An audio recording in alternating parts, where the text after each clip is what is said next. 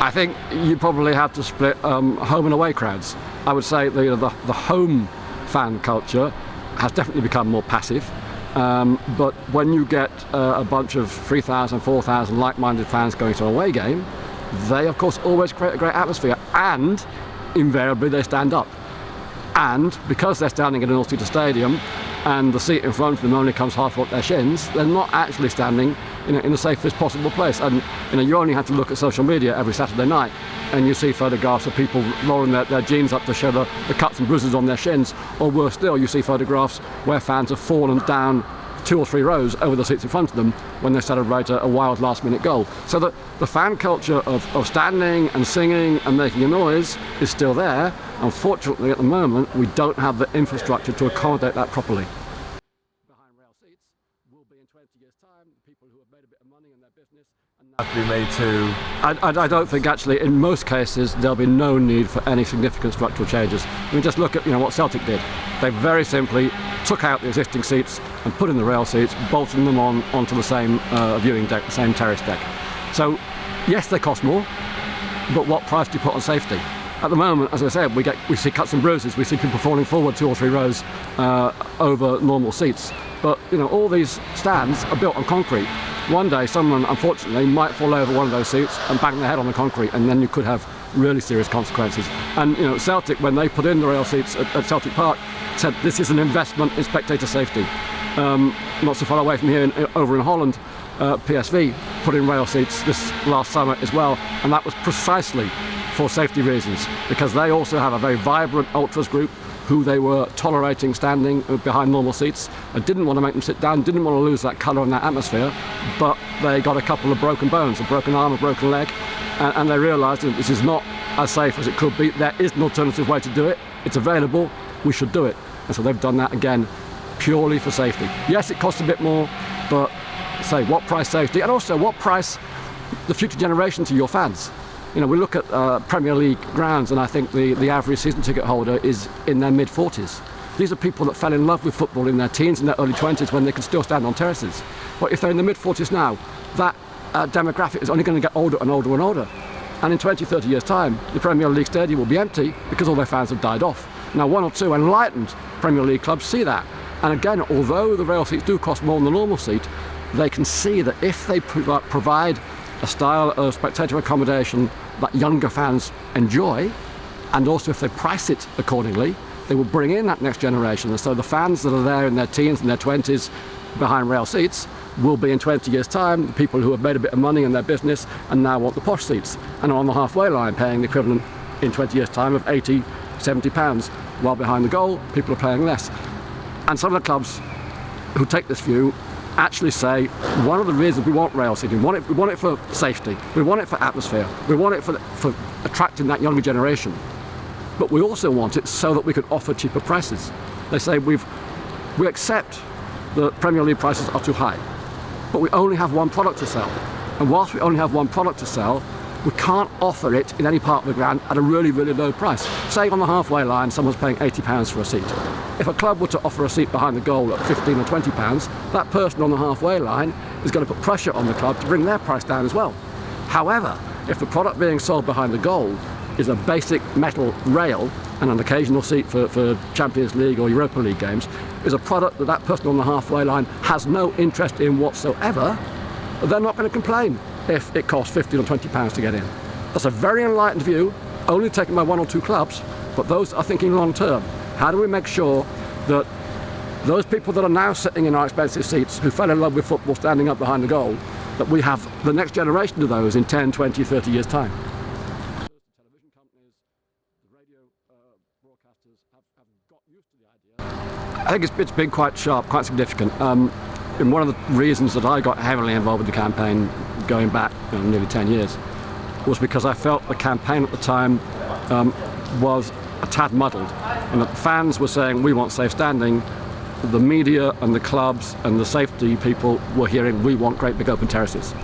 And whilst obviously, or they wouldn't be allowed on any grounds, a well-managed, well-maintained terrace is safe, in the minds of politicians in particular, all they see is a swaying crowd at Old Trafford, a swaying crowd on the Kop, and they see Hillsborough. And they associate big old-fashioned terraces with a lack of safety, with risk, and with death.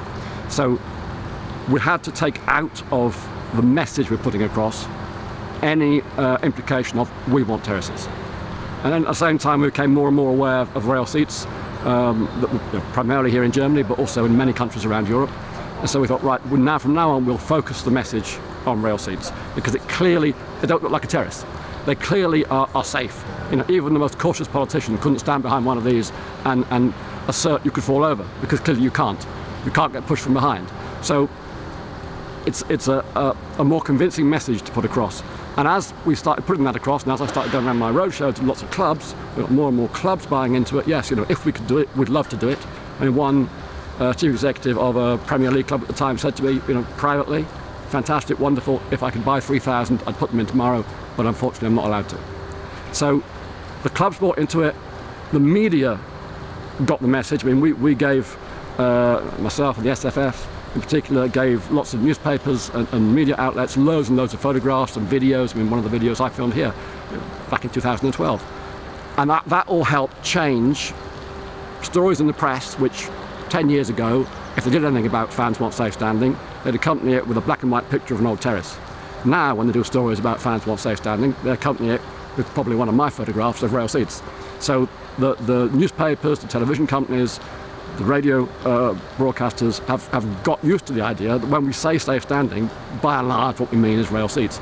And so then you talk about the Anfield Wrap. So the fans, and obviously on Merseyside, although there was no causal link, just because of this emotional link between standing and what happened to Hillsborough, it's still a sensitive issue on Merseyside.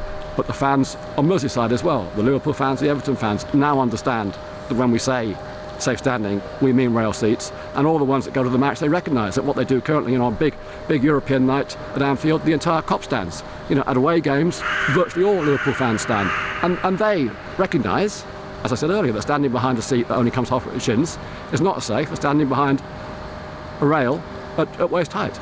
So I think, amongst the fans, amongst the match-going fans, that curve is really rising high. It's almost getting to a stage now of frustration. Particularly now that we've seen Celtic do it in the UK. Okay, it's not England and Wales, and the law is different, but it's in the UK, it's on the UK mainland. And people are saying, well, if they can do it, and if they can make their fans safer, why can't we? And luckily for us as fans, the clubs are saying that as well. If Celtic can do it, they can make their fans safer, they can have a real vibrant part of their ground that acts as a catalyst for the atmosphere, then why can't we?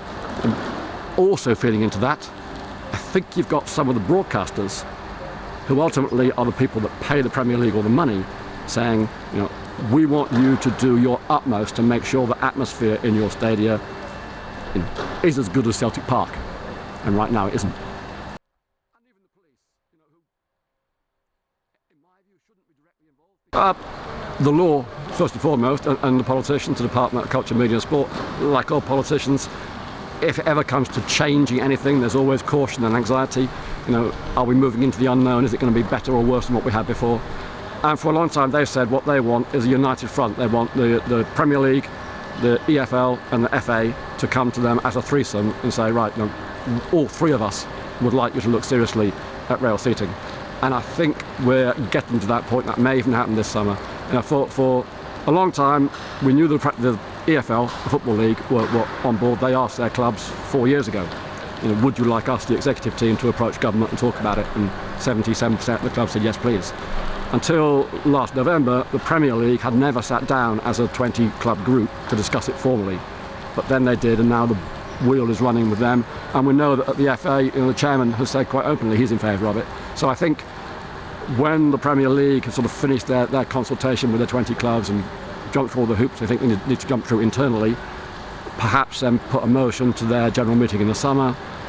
Should we, dear general meeting clubs, join forces with the EFL and the FA and go and ask government about rail seating? I can imagine that happening. And so then we might have, late summer, a three-pronged approach to the government. And at that point, because of course they know the fans are on side, FSF have been knocking on their door for nearly 20 years. So you've got all the major bodies, the FA, the EFL, the EPL, the fans, and even the police, who, in my view, shouldn't be directly involved, because management inside the stadium is not really a police matter, but they will be asked their view. And I think all now of the newer generation of senior policemen see it as a positive move forward. 5 years ago there were some older officers, from the 1970s and 80s who still had in their head heaving terraces, but now most of them see it as a good thing. And I did a roadshow outside Villa Park a couple of years ago with my little stand of 4 rail seats, and a couple of policemen came and had a look at it, and they said, well, this would be great. If there's anybody misbehaving on one of these rows, we can stand one person at one end, one at the other, they can't get away. Fantastic. It'll help us to apprehend anyone who misbehaves. So they saw it as a great thing. But as I said, really, crowd management inside the stadium is a stewarding thing and a club matter, not a police matter. But they will be asked their view. And as in Scotland, where Police Scotland were asked their view, I'm fairly confident they will say yes. If the clubs think it's good, if the stewards think it's good, if the Sports Ground Safety Authority approve it, if the Football Safety Officers Association are cool with it, then as far as we're concerned as police, we're cool with it too. Says there must be some form of deterrent to stop people running onto the pitch. Now that can just be it works at Celtic right now. It works at Celtic with no fence. It works at Wolfsburg. They have no fence. The Germans, like us, in the 1970s and 80s, there was a hooligan problem in this country, and so they put fences up. They never had a Hillsborough, so the fences never came down, and they've become part of the furniture, and there's never been any pressure from the fans, from the clubs, from anybody to take them down. They're just there. The rule in the German FA, German Football League handbook, says there must be some form of deterrent to stop people running onto the pitch. Now that can just be a line of stewards. It can be, as in Wolfsburg's case, a bit of like a 2-metre drop. At the front of the standing area there, it's quite a low fence, but if you were to try and go over it, the drop down to pitch level is I don't know, 6, 7, 8, 9 feet. So there is a deterrent there. It hasn't got to be a fence. Certainly in England and Wales, absolutely no way we're going to have fences. And I think, you asked me earlier about fan culture. I think fan culture has changed, not least because of CCTV. And people know now if they misbehave in a stadium, they're going to get a knock on the door in a couple of days' time, and they're going to get a stadium ban for 3, 4, 5, 10 years. So no one wants to risk that. So the days when you could run onto a pitch and then run back into the crowd and never ever get caught, they're long since gone, and the fans know that. And for that reason, there is no need for fences, but there would certainly never ever be fences again in England and Wales. UEFA, FIFA, all see the ground. So they were heading towards seats. Number one, what sadly killed the 96 at Hillsborough was poor management of the crowd at the point of entry. It wasn't the nature of the stadium accommodation they were heading towards, it was poor management of the crowd. Exactly the same happened sadly in 2001 at Ellis Park Stadium in South Africa. 43 fans lost their lives because of poor crowd management at the point of entry. That stadium was and is a 4-star UEFA, FIFA, all see the ground. So they were heading towards seats. The Hillsborough fans were heading towards a standing area. It was the poor crowd management at the point of entry that caused that disaster. Nowadays, crowd management at the point of entry is a million times better. We have barcoded tickets. At Celtic, they double check who's coming in at the stewards at the entry point. They check their tickets. The season tickets are a different colour, so they can instantly see, make sure it's the right person coming into this area. So you don't get crowding. The other thing I'd say is actually, those 96 love to stand. So what better way to honour their memory than to make sure that fans in 2017 who like to stand can do so, and do stand currently, are doing so in the safest possible environment. And that safest possible environment is a rail seating section like we have here.